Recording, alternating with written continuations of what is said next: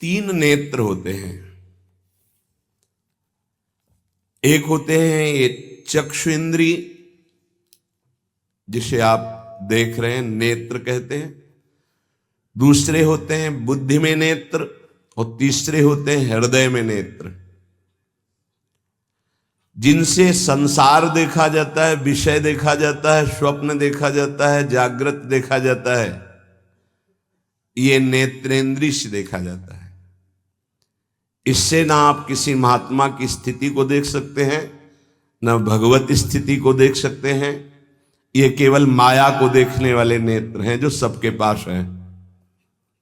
चक्षु इंद्रिय, ये इससे आप किसी की स्थिति नहीं देख सकते, इससे आप परमात्मा दर्शन नहीं कर सकते, इससे आप तत्व दर्शन नहीं कर सकते। ये केवल ब्रह्मा के द्वारा रचे हुए नेत्र, ब्रह्मा की रचना को ही देख सकते हैं, बस। आगे है बुद्धि नेत्र। ये ज्ञान नेत्र हैं। जब बुद्धि में ज्ञान नेत्र प्रकाशित होता है तो तत्व बोध होता है, और भक्तों के हृदय नेत्र खुलते हैं। ही के नयन निहारे, हृदय के नेत्र जब खुलते हैं तो प्रिया प्रीतम की रूप माधुरी, लीला माधुरी, ये उसके नेत्रों में, इन नेत्रों में झलकते हैं। अंदर के दो नेत्र जब ज्ञान चक्षु खुलते हैं तो सर्वत्र आत्म तत्व का दर्शन करता है, अपने स्वरूप का अनुभव करता है, ब्रह्म तत्व का अनुभव करता है। जब हृदय के नेत्र खुलते हैं तो सर्वत्र चिद चिद लक्षणम सर्वम राधा कृष्णमयम जगत, वो तत्व को राधा कृष्ण के रूप में, जैसे गोस्वामी जी सिया राम में। लेकिन इन नेत्रों से ये दोनों बातें नहीं देखी जा सकती, और इन्हीं नेत्रों से ये दोनों बातें देखी जा सकती हैं जब बुद्धि के नेत्र खुल जाएं और हृदय के नेत्र खुल जाए। उपासक हृदय के नेत्र खोलने का प्रयास करें। वो पहले आहार शुद्धि करे, बहुत भोजन शुद्ध। बड़ी कृपा है, आकाशवृत्ति से जीवन चलता है, श्री जी को भोग लग करके मिलता है, परम पवित्र है। अब जो बात करें, पाते समय उपास्य देव के सिवा अन्य कोई विचार नहीं रह जाना चाहिए, ये ध्यान उपासक दे। इसीलिए नाम कीर्तन चला दिया जाता है, चलता है नाम कीर्तन, नाम कीर्तन चला दिया जाता है कि आपका मन किसी विषय का चिंतन न करने पावे, नाम कानों में पड़े और चिंतन नाम का हो। जब हम भोजन के साथ भजन चलाते हैं तो वो भोजन जब पचता है तो नस नस में परम पवित्रता और भजन के परमाणु फैलाता है। अब जैसे आजकल भोजन की प्रथा, जूता मोजा वही शौच में पहन के गए हैं, वही लघुशंका में, और वही होटल में बैठ के वैसे ही जूता मोजा, वही कपड़े, वैसे ही बनाने वाला क्या भाव वाला है, कैसी पवित्रता रखता है, पाने वाला क्या भाव रखे हैं और कैसी पवित्रता है, इन सब का प्रभाव भोजन पे पड़ता है। अगर भोजन ठीक नहीं तो बुद्धि निर्णय नहीं कर पाएगी ठीक।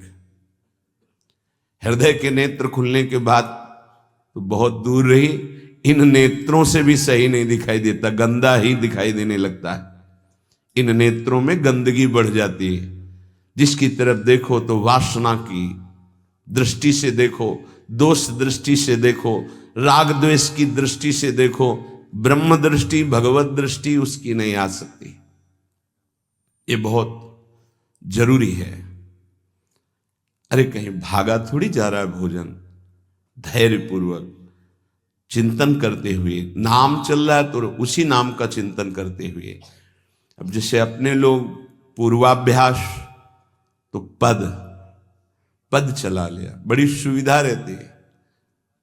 पद, कोई बड़ा पद ले लिया और मानसिक पद गुनगुना भी रहे हैं, चिंतन भी कर रहे हैं, प्रसाद भी पा रहे हैं। कोई पद उठा ले, बड़ा पद, देखत नो निकुंज सुन सजनी लागत, प्रथम यथामति प्रणव बिहरत दो प्रीतम कुंज। अब जब तक पद पूरा नहीं होगा तो भागेगा नहीं, और भागेगा तो पद नहीं पूरा होगा, पकड़ हो जाएगी।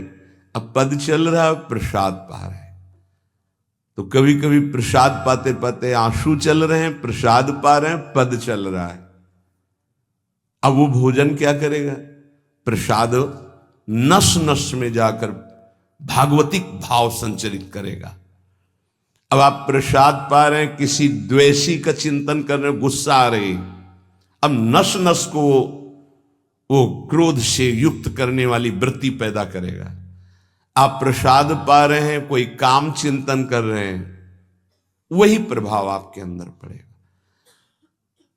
हमारी पद्धति रही है प्रसाद पाने की, चाहे जितना पवित्र हो, पर भोजन पाने के पहले हाथ पैर धोए गए, कुल्ला किया गया, पवित्र हो करके फिर वहां बैठ करके, पद्धति थी, आसन पीढ़ा चटाई बिछा दी गई, पवित्रता पूर्वक बैठे, भोग सामने आया, भगवद अर्पित प्रसाद है तो जय जयकार और कीर्तन करके पा रहे हैं। अगर वो ऐसी जगह से मिला है, भगवद अर्पित नहीं है, तो अपने सामने 1 मिनट रुक कर भगवद अर्पित करते हैं, फिर जय जयकार इष्ट की, गुरुदेव की, भगवान नामों की गूंज करके फिर पाते। वो प्रसाद हमारे हृदय में पवित्र भाव पैदा करेगा, भजन बढ़ेगा। भजन से ही हृदय के नेत्र खुलते हैं, भजन से हृदय के नेत्र, और हृदय के नेत्रों से ही प्रियालाल का दर्शन होता है, प्रियालाल का लीला चिंतन होता है। जो अपनी नस नस में नाम, पवित्रता, भक्ति, ज्ञान, तो भोजन में बहुत सावधान रहिए। ये 24 घंटे के लिए हमारे विचारों को अपवित्र या पवित्र करेगा भोजन। अगर अशुद्ध भोजन हो गया तो 2-3 दिन तक तो विक्षेप पड़ेगा ही। अगर बहुत ही निषिद्ध भोजन हो गया तो हो सकता है कि भजन भी रुक जाए, विक्षेप क्या रुक जाए, ऐसा ऐसा भोजन होता है। भोजन बहुत संभाल के, भले भूखा रहना पड़े तो अच्छा है 1-2 दिन, पर ऐसा भोजन ना होने पावे जो हमारे भजन को छीण करे। प्रायः जब श्री जी की शरणागति दीक्षा दी जाती है यहाँ, तो पहला कि तुम्हें 11 माला गुरु मंत्र के तो करने ही हैं, दूसरा 12 पद चतुरासी जी के पढ़ने ही हैं पक्का, तीसरा तुम्हें उस रसोई से कभी भोजन नहीं पाना है जिसमें मांस बना है, जिसमें मांस रांधा गया है। भले तुमको वहां दाल रोटी खीर और ये सब बना के दे, पर वो सात्विक भोजन नहीं होगा, वो राक्षसी भोजन होगा, क्योंकि वो रसोई अपवित्र है, उसके पात्र पवित्र। ये दीक्षा के समय दिया जाता है। चौथा, जो तुम्हारे उपासना की, इष्ट की, गुरुदेव की, संतों की, भगवत स्वरूपों की निंदा करे, वो चाहे रिश्तेदार, नातेदार, चाहे कोई भी हो, हम उससे संभाषण बैठकर नहीं करेंगे, कान में उंगली डालकर राधा राधा बोलकर चले जाएंगे। ये दीक्षा के समय शिक्षा दी जाती है। यदि आप अपने कुसंग को नहीं त्याग सके, भोजन का सुधार नहीं कर सके, तो भजन में रुचि नहीं होगी। ध्यान रखना, हम जैसा अन्न पाते हैं वैसा मन बनता है, जैसा मन होता है वैसे ही चिंतन होता है। हमें हृदय के नेत्र खोलने हैं तो हमें आहार पवित्र करना है, पवित्र आहार पवित्र चिंतन के साथ हमें पाना है। ऐसे जल्दीबाजी नहीं, जल्दीबाजी है तो हम नहीं पा रहे हैं, जब हमें समय होगा पा लेंगे। कोई प्राण थोड़ी निकल जाएंगे, एक बार में पाएंगे, एक दिन ना पाएंगे, नहीं निकलते। कई कई दिन भोजन न पाने पर भी ऐसा नहीं होता कि प्राण निकल गए।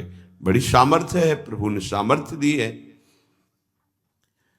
उपासक सावधान रहे कहीं प्रसाद पाते समय कोई ऐसा दृश्य, ऐसी वार्ता न कर बैठे जो भजन में बड़ी हानि पैदा कर दे। जैसे आप मोबाइल रख लिए और आप ऐसे दृश्य देख रहे हो जो आपका सर्वनाश करने वाले हो, भोजन पा रहे हो, तो आप निश्चित समझ लेना, निश्चित भ्रष्ट हो जाओगे, आगे नहीं बढ़ पाओगे, गिर जाओगे।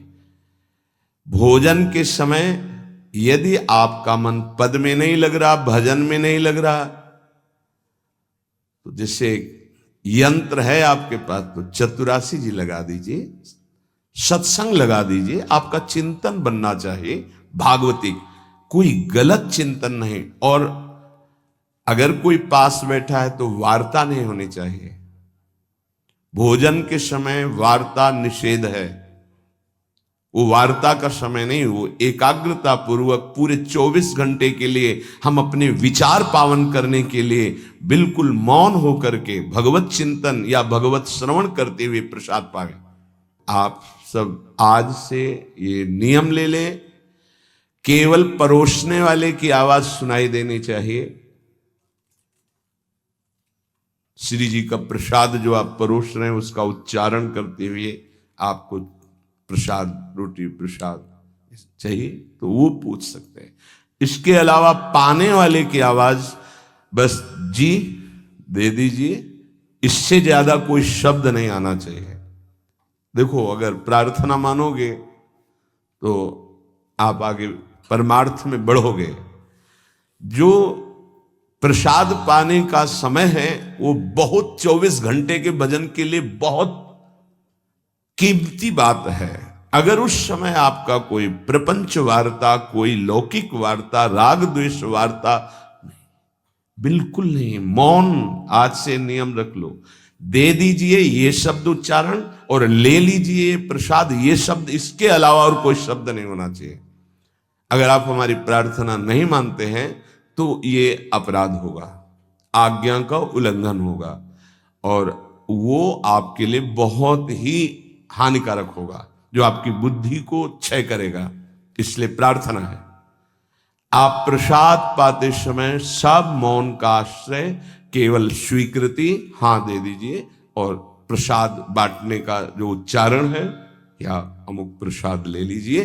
बस इस नाम कीर्तन चलता है, नाम कीर्तन सुनिए, या आपकी क्षमता है तो उस समय नाम जप करते हुए प्रसाद पाइए। जिस जगह पर संत सेवा होती है, नाम कीर्तन होता है, ठाकुर सेवा होती है और परस्पर बैठ करके भगवद वार्ता होती है, उस जगह सारे तीर्थ अपने आप आ जाते हैं। वहां वास करने वाले को किसी तीर्थ जाए या ना जाए, कहीं भी, संपूर्ण भुवन की बात कह रहे हैं, जिस घर में, जिस कुटिया में, जिस जगह में, जिस स्थान में नाम कीर्तन होता है, भगवत गुण कीर्तन होता है, साधु सेवा होती है, ठाकुर सेवा होती है, सारे तीर्थ स्वयं आकर वहां वास करने लगते हैं। तीर्थ क्या, तीर्थाधिपति तीर्थपाद भगवान वास करते हैं। जहां भगवान नाम कीर्तन, भगवत गुण गायन होता है, भगवान प्रकट होते हैं। मदभक्ता यत्र गायन्ति तत्र तिष्ठामि नारद, नाम वाणी जहां श्याम श्यामा तहां। सारे तीर्थ स्वयं वहां वास करते हैं। कुछ गृहस्थ जन कहते हैं हमारे घर में कोई चक्कर है, कोई टुटका कर दिया, कोई परेशानी। हम कह रहे हैं नाम कीर्तन कीजिए, ठाकुर सेवा घर में विराजमान कीजिए, 30 मिनट बैठ करके भगवत चर्चा कीजिए। हिंदी आती है, संस्कृत आती, जो जैसे भी आप, भागवत है, गीता जी है, रामायण जी है, भगवत चर्चा गुणगान कर रहे हैं प्रभु को। उस घर में कोई अमंगल, कोई भूत प्रेत, कोई चक्कर, ऊपरी नीचरी कोई बाधा, ग्रह नक्षत्र कुछ नहीं, किसी को समझ नहीं आती कैसे सर्व मंगलमय भगवान का नाम समस्त पापों का नाश करके महामोद प्रकाशित करता है। अरे जहां एक भक्त बैठ करके नाम जप कीर्तन करता है,